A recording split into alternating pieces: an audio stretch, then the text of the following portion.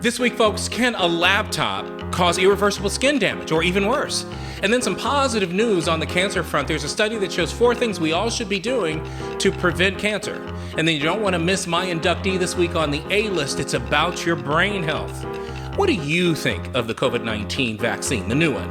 And then positive news on the monkeypox front. We'll talk about both in the COVID-19 monkeypox bulletin. I put some timestamps so you can skip to what piques your interest. If you can't use it, pass it on to somebody who can. Let's get started. The 5-Minute Checkup with Dr. Dave. So I came across last week a parent who discovered that her teenager had a rash that was called toasted skin syndrome. Now, I've never heard of toasted skin syndrome myself, but my dermatology colleagues have. And they used to call it, way back in the day, the hot water bottle rash. And it was due to kind of using, heating blankets and hot water bottles for long periods of time. Well, now it's actually due to laptops. And what happens in erythema ab igne is what dermatologists call it. Erythema ab igne. Sounds like a word that I used to make up. I used to make up words as a kid anyway. But erythema ab igne, it results from repeated prolonged heat exposure to a part of the skin. The amount of heat is not enough for you to feel that you've got a burn, but it's enough to actually damage the little tiny blood vessels called capillaries.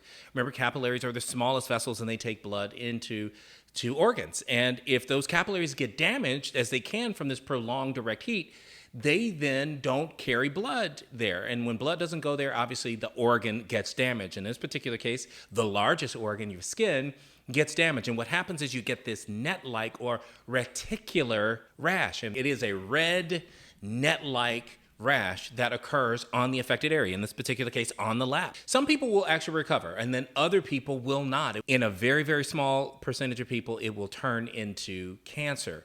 So I'm going to tell you right now, don't erythema ab igne your skin to death. Why don't you get a laptop table or actually use a table or a desk? Good news on the cancer front. This was a study published in the Lancet journal. This was 2 weeks ago that showed that nearly half of all the cancer deaths can be prevented if we did 4 things really, really well. And they're all behavioral sort of lifestyle choices. Here they are. Smoking. There is no data out there that suggests that smoking something, smoking itself, is good for you.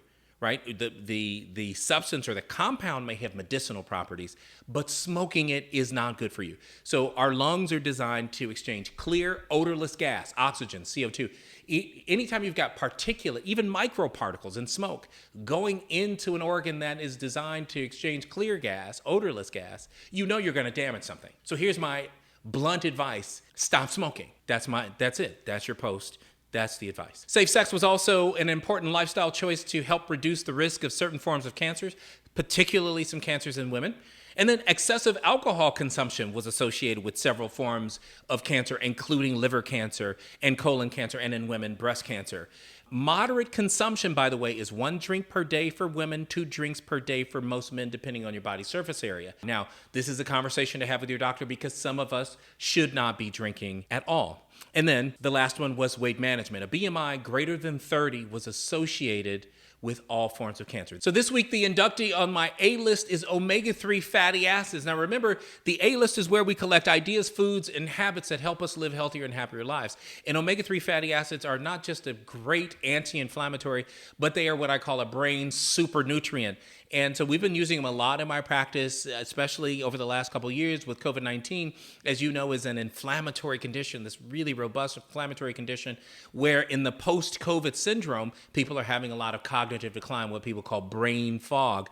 And so we've been using it in combination with another natural substance that we'll talk about another time with some great success. Now, you know that omega-3 fatty acids are found in fish, salmon, tuna, mackerel, among others, but you don't have to eat fish. Alpha-linoleic acid, ALA, is the plant-based precursor to omega-3 fatty acids.